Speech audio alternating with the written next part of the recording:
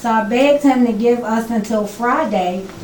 And, you know, I used to hang outside as a child and I would see money and drugs. And I went out there and got a package and I just started from there.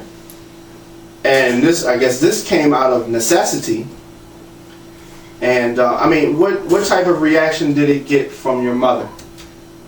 Well, she was so deep into the drug life, she didn't realize. She was a good person. Actually, my mother was a nurse, and she just got addicted. So I basically paid her bills and kept her sheltered so that people wouldn't know. But I got so addicted to the profession. I mean, I had to pay $3,000 by Friday. By Friday, I was able to pay her rent for the whole year. So I should have stopped there, but the addiction was so great, I kept it moving. So, I mean, so you used the word addicted. So you became addicted as well as, you know, as your mother was. I became addicted. Addiction is something, if you've never been it, you can't speak on it. Addiction is addiction. I became addicted to that lifestyle of having what I want when I want it. Right. You, I mean, there's not a manual for this. Well, maybe there is now. We have the Mastermind, but I mean, you know, prior to this book, how did you get the knowledge to even pull something like this off? Well, Diamond, I had a wise friend. Actually, everybody in my book is dead. I'm the only one still standing, so it's not really a good thing. But I feel as though I can teach others. Talking about what I've been through. Maybe I can change one life. Mm-hmm. But it's basically my story. It's just, I was so addicted to the lifestyle, but I stayed in school. I went to college, I graduated from college. So when I say born a statistic, determined to die a winner, I was born a statistic. We all are. It's the choices that we make that put us where we are today. The choice I made, okay, I'm in the streets, but I don't want to be in the streets forever, so I know what I must do. School is the key to my knowledge, and that's what I must do. So, you know, I got in trouble. I had to get a governor's pardon. But I prayed on it. I kept the faith the whole time, but the addiction of getting all that fast money was all too great. I mean, before I knew it, I was the talk of West Baltimore. I had everything. Bentleys. I was the only person in Baltimore with a Bentley. You know, so I could just go in a car dealer. I remember my first Benz. I was young. I went in a Benz dealer, and I didn't even have a name to put my car in. I gave them money. They found me a name. I mean, when you can do that, it's just like you God. So why give up that lifestyle? Why go from $30,000, $40,000 a day to a job? But when I start seeing my friends die every day, and one of my best friends, she's locked up. She has 13 life sentences in a federal prison. So when I start seeing all of this, it wasn't a way, and I had to get out. And my only way was education, and that's what I did. So seeing what was happening to your friends and I guess family, that was enough to shake you up?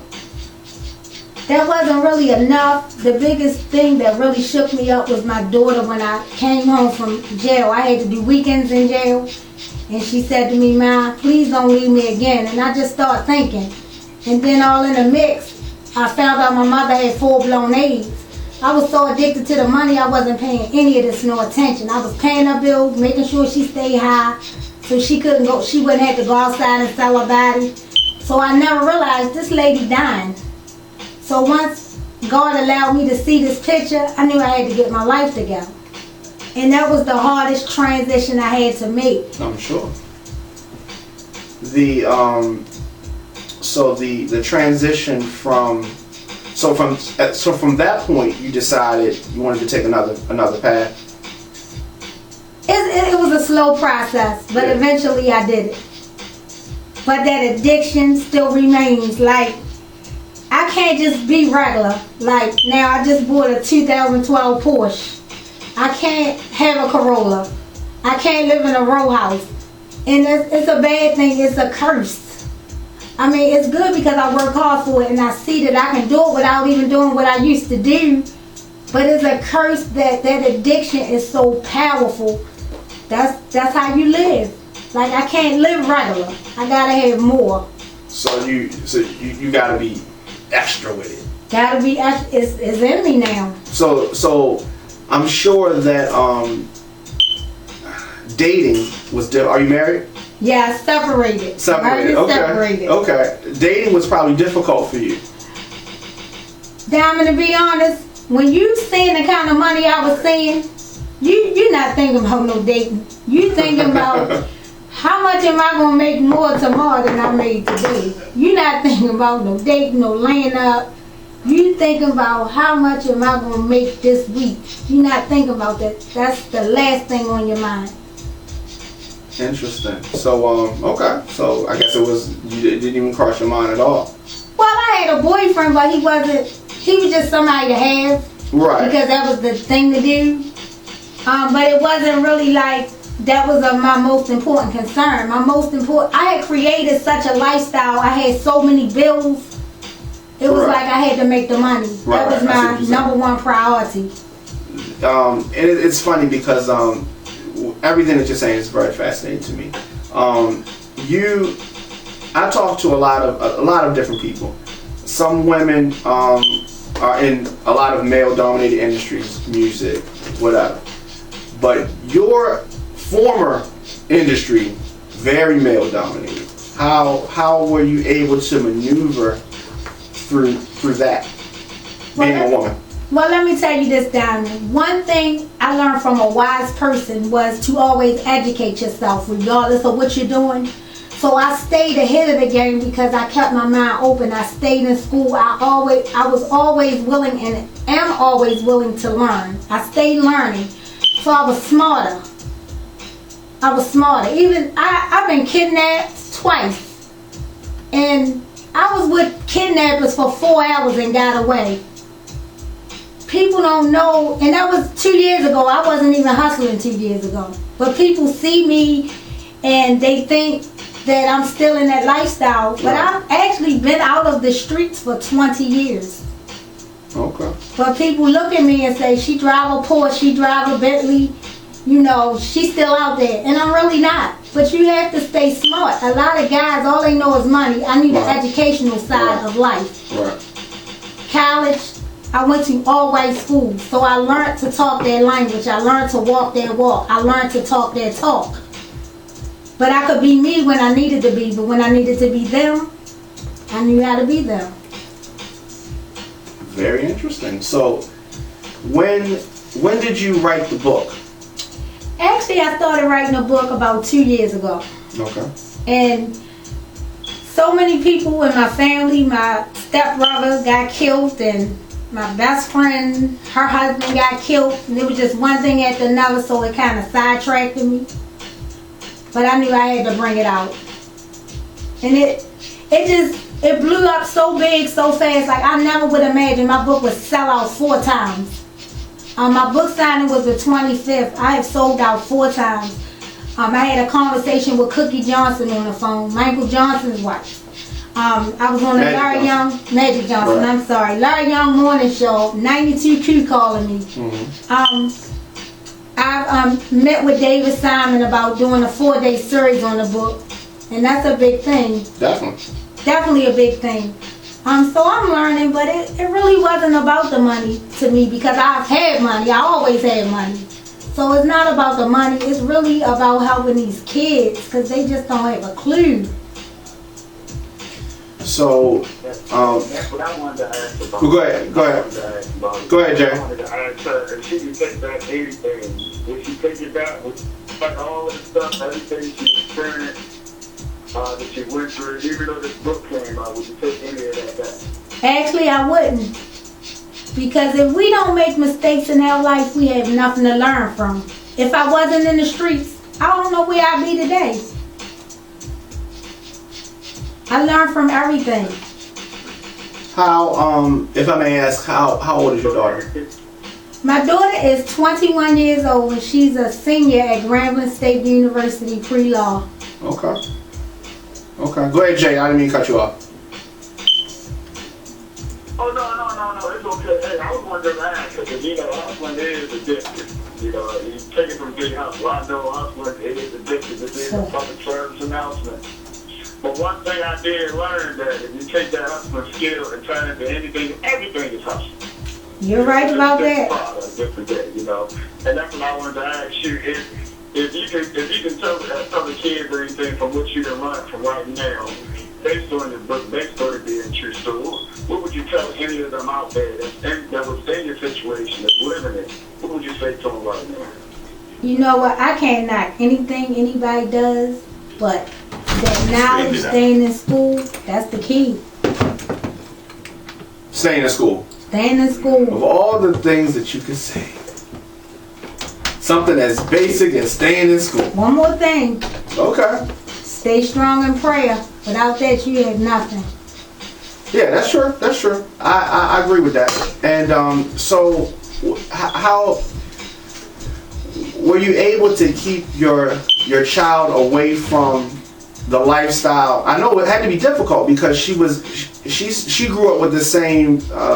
She got accustomed to a certain lifestyle. You know what, Diamond? The thing with me, I spoiled my daughter so bad. I mean, I sent her to the best daycare centers, the best schools, the best Catholic schools, the best private schools. So I kind of kept her away from that lifestyle. Mm-hmm. She was always in modern dance or this or sorority this. So I never let her sit still enough to realize what I was doing.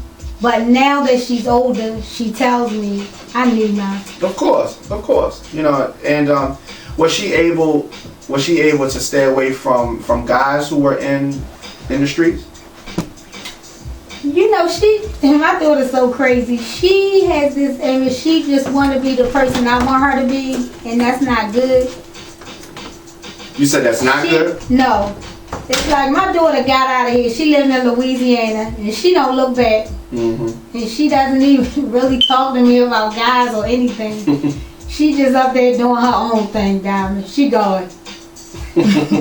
Well, that's good. Does she know that? Well, I guess you said that she knows that the book is a true story based on you. Well, in the streets, she know. I would pull up to her school and all these big cars. I had the biggest car. You know, she know. She knows. She really doesn't mention a lot in the book, but she always tells me, "Mom, I'm so proud of you." And that's about all I get from her. That's it? That's it. Okay. Very interesting conversation right now. If you're just tuning in, WPBRadio.com, your man Diamond K. Jay Hustle's on the phone all the way from ATL. And I'm sitting here right now with Miss Shontel Adams, author of the book Mastermind, which is based on a true story. And I don't want to give away too much in the book, but where does the book start?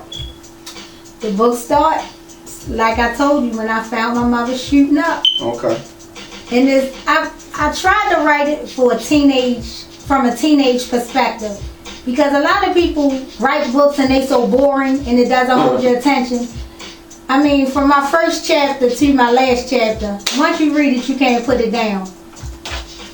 It starts. The way you describe it is just that's a very interesting way to start it. It kind of reminds me of the way. You got me wanting to read it. I want to read it. I got one for you, boo. And I'm gonna tell you, this is crazy, and some people may get mad at me for saying it. I've never wanted to read a book more talking to somebody, and a lot of people sit in that chair than I do right now. And some very good authors have come through with good books, I'm sure. But yeah, this is very interesting. So, your character in the book, you are how old when it starts? I start out as 14. Okay. I talked about like hustling, Emerson Avenue, going to New York, meeting with the Colombians, and going to college. How I stayed in school. And when you say Colombians, you don't mean Colombian America. The bad people. Okay. The bad people. I didn't know. The bad people. Over there where Silver Shadows. I give it all. I talk about it all. Okay. She could have been over by with Silver Shadows. But one thing I do want to stress about the book once again. Okay. Every character in that book is dead. So It's very depressing to me because, I mean, every friend that I had, they gone. I'm like the last man standing. I had my good friends. You know, you always had the good friends, never broke law, the twins. I gotta get them shout outs, and Keisha. Yeah. But they wasn't in the streets. They were my good friends that loved me for who I was. But my friends from the street, gone. All of them. Cemeteries. And like I said, my one good friend, one of my best friends, she's serving 13 life sentences in West Virginia Women's Federal Prison, St. Rebecca. Wow. Wow. Okay, that's deep. Now tell me this. Did you get any flack about writing this book? I mean, did anybody say she's snitching, or she's talking about stuff she's not supposed to be talking about, or did you get any flack from the streets about this book that's about the streets? Well, in the end of, not really, because in the end of the book, I summed up like how my life was just awful.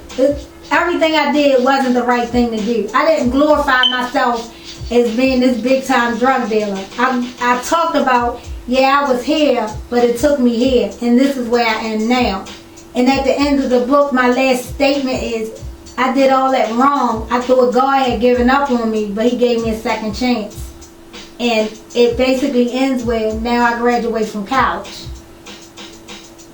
And I'm over. And so the book is the journey from being 14, from that journey, and how you got to the point where you wanted to go to school. That's a very inspiring book. And this is something that would appeal to men or women. Either way. So you've been have you gotten any negative response from anybody saying maybe that you're glorifying it, or you know, anything negative? Well, I was on the Larry Young Morning Show the other day, and I had like 2 callers. They like blew my mind, but you know, it is what it is. Basically, one person was saying that the mistakes I'm talking about are not mistakes, but they are mistakes. I was 14. You know, if I could have did a lot of things different, honestly, I'm not going to tell a lie. I wouldn't, because I learned from everything I did. If I hadn't learned, I don't know where I would be. So I get negative feedback. I get a lot of hating. People call it board of nursing and tell them about my lifestyle. But I did my time. I got a governor's pardon. You can't touch me for real. So I get all of that. But like I said, I stay strong in prayer. I don't worry about what anybody thinks about me. As long as God got me, I don't need nobody else. Okay. That's pretty. You can't get more, you can't get more to the point than that. Jay Hustle, you got a question? Ooh, hey, look, yeah. Hey, look, how can everybody, worldwide, make sure they're on the course and changing their life and doing different things out there? Make sure y'all get this book. The right there, it can save your life. I'm the same area. How can we get this book? How can we get it? How can we contact? You can go on Amazon.com and put in Shontel Mastermind. It'll come up. Or I have a website, Mastermind Books, bookz.com. And if it's somebody that's like in prison, you can send me their information. I send all prison books for free. Okay, that's what's up. The website again? Mastermind Books, bookz.com. Mastermindbooks.com. Okay, mastermindbooks.com.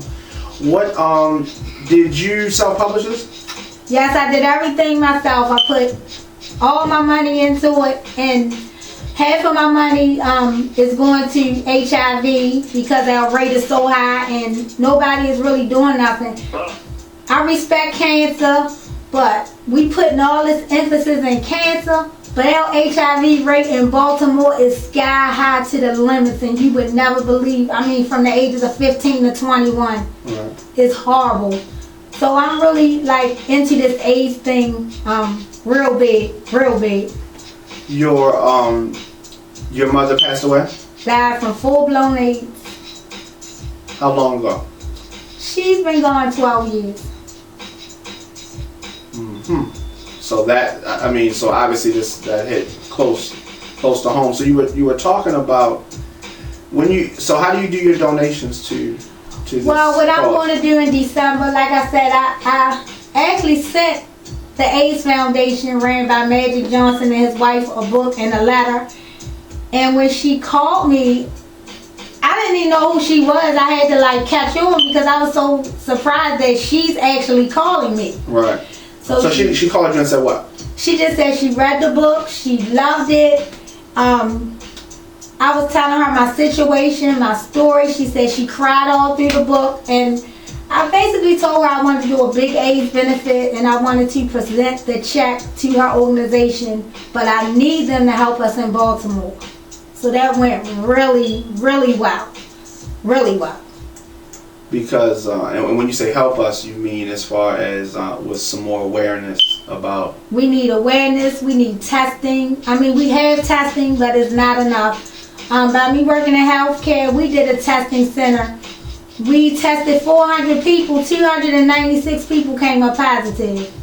So you do the math. Really? Yeah, and they're not putting it out there like that. You know what I'm saying? There's not enough help out here. It's ugly. AIDS is an ugly situation. I'm telling you, it's ugly. Yeah, that's deep. That's deep.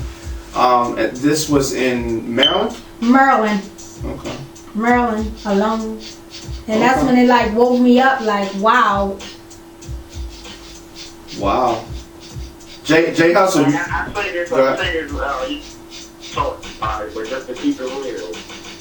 For the people that don't read, and you know there's a lot of people that ain't going to get no book, they don't read. You thinking about taking it to film, you thinking about putting it out there in your story so that way someone can see it and, you know, catch on it. Have you ever thinking about putting it to film or anything? Oh, my favorite relative, she plays on Love That Girl, Martin Lawrence's show, Breach Your Wave. She has all these wonderful ideas, but I just want to make a point. I'm burnt out, I'm tired. I just want to make a point and touch the youth. I'm good, you know what I mean? Whatever happens, I'm gonna pray on it if it happens, but I'm good. I'm at peace. If you're just tuning in, of course, WPBradio.com, you can download the mobile streaming app and hear us anywhere on the go, as long as you have a smartphone. We're streaming live on Ustream. If you go to WPBradio.com, hit the Ustream play button, you'll be able to see me talking to Miss Adams right now. Mrs. Adams, I'm sorry. No disrespect, man. Yes. Okay. And you can see us right there now on Facebook. You have a Facebook page, obviously. Yes. What is your Facebook? Shontel Boss Chick. Okay. She's a boss chick. So you already know. Any of your friends, acquaintances, do they come to you saying that I wanna do what you did? You know, I mean, I guess wanting help. Believe it or not, in the end I realized my childhood friends are my only friends. You know, when I was getting all that money, I had so many entourages. I'm sure. You know, because I had the money to treat everybody. So, my real friends, they good. One is a principal, one is a correctional officer, one works at Harvard Hospital. My real friends, they good. You know, they love me for me. You know, they hated what I was doing, but they my real friends. Speaking of the real friends, this is a question from a listener. Did you have anyone that tried to discourage you from cleaning up your life? Oh yes. Telling me, what? You know how much money we making? Mm-hmm. But see, in the end, that same person that used to tell me that is in the ground. Like I told you, every character in my book is deceased. It's no joke. My one friend, I told you, she locked up for life. But other than that, I'm the last man standing.